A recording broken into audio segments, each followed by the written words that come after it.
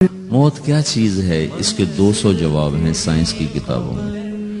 200 جواب بذات خود بتا رہے ہیں کہ یہ ایک جواب بھی ٹھیک نہیں ہے، اور قرآن ایک جواب دیتا ہے اور وہی حرف آخر ہے قُلْ يَتَوَفَّاكُمْ مَلَكُ الْمَوْتِ اللَّهُ يَتَوَفَّى الْأَنفُسَ حِينَ مَوْتِهَا.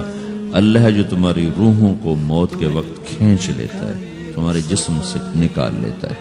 موت کے وقت انسان دو کیفیت میں ہوتا ہے. کچھ لوگوں کی روح ایسے نکل رہی ہوتی ہے کہ ان کے رگ رگ میں وہ پھنس رہی ہوتی ہے. وَلَوْ تَرَى إِذْ يَتَوَفَّى الَّذِينَ كَفَرُوا الْمَلَائِكَةُ يَضْرِبُونَ وُجُوهَهُمْ وَأَدْبَارَهُمْ. کاش تم دیکھ سکتے وہ منظر جب اللہ کے فرشتے نافرمانوں کی روح کو نکال رہے ہوتے ہیں تو ان کے منہ پہ بھی مارتے ہیں، ان کی کمر پر بھی مارتے ہیں. اور اخرجوا انفسکم اليوم، نکالو آج اپنی روحوں اور جانوں، تم بچ نہیں سکتے ہو. وہ پیچھے ہٹنا چاہتے ہیں، رب ارجعون، مجھے واپس کر دے تھوڑی دیر کے لیے، لعلی اعمل صالحا، اب میں پورا ٹھیک مسلمان بن کے چلوں گا. اور حدیث پاک میں آتا ہے کہ ملک الموت اترتا ہے، اس کے ساتھ 4 فرشتے ہوتے ہیں. وہ 4 فرشتے آتے ہیں، اس کی پٹائی شروع کر دیتے ہیں. پرسوں یہ حدیث میں نے پڑھی ابن ماجہ میں کہ ملک الموت کہتا ہے ایتھا النفس الخبیثہ کانت فی الجسد الخبیث، اے خبیث روح جو خبیث جسم میں تھی، اخرج باہر آؤ. اب وہ واپس تو ہو نہیں سکتا، اپنے آپ کو روک تو سکتا نہیں. تو وہ حیران پریشان خوف زدہ، تو اس کے جواب میں اس کو ملک الموت کہتا ابشری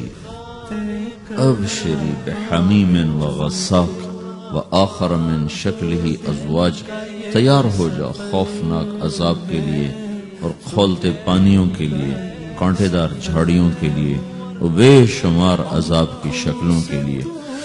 تو اس کی روح کو جب کھینچتے ہیں تو رگ رگ سے وہ کٹ کے نکلتی ہے، تو سارا وجود زیر و زبر ہوتا ہے. سکرات کا درد ساری دنیا کے دردوں پر حاوی ہے.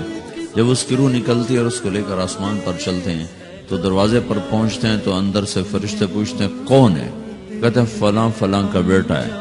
کا نفس خبیثہ فی الجسد الخبیث، یہ تو وہی بدماش ہے جو بدماش جسم میں تھا، یہ وہ بدبخت روح ہے جو بدبخت جسم میں تھی. اس کے لیے آسمان کے دروازے نہیں کھول سکتے، اسے واپس کر دیا جائے. تو آسمان کے دروازے لا تفتح لهم ابواب السماء ولا يدخلون الجنة حتى يلج الجمل في سم الخياط، کہ ان کے لیے آسمان کے دروازے نہیں کھلیں گے اور ان کے لیے جنت کے دروازے نہیں کھلیں گے. پھر یہ وہاں سے نیچے گرائے جاتے ہیں جو اللہ کا قید خانہ ہے سجین.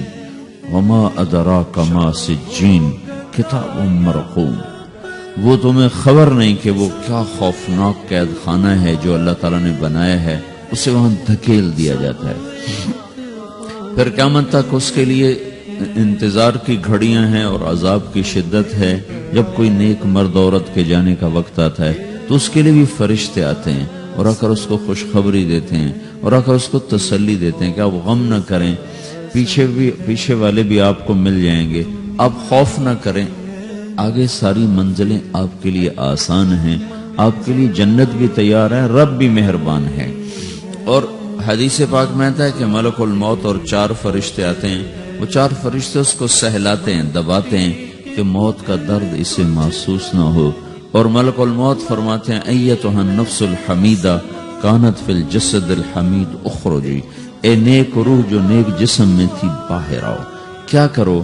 وَأَبْشِرِي بِرَوْحٍ وَرَيْحَانٍ وَرَبٍّ رَاضٍ عَنْكِ غَيْرِ غَضْبَانٍ، آپ کو بشارت ہو آپ کے لیے جنت تیار ہو چکی ہے اور وہاں کی ساری نعمتیں آپ کے لیے میسر ہو چکی ہیں اور اللہ آپ پہ راضی ہو چکا ہے اور اللہ آپ پہ خوش ہو چکا ہے.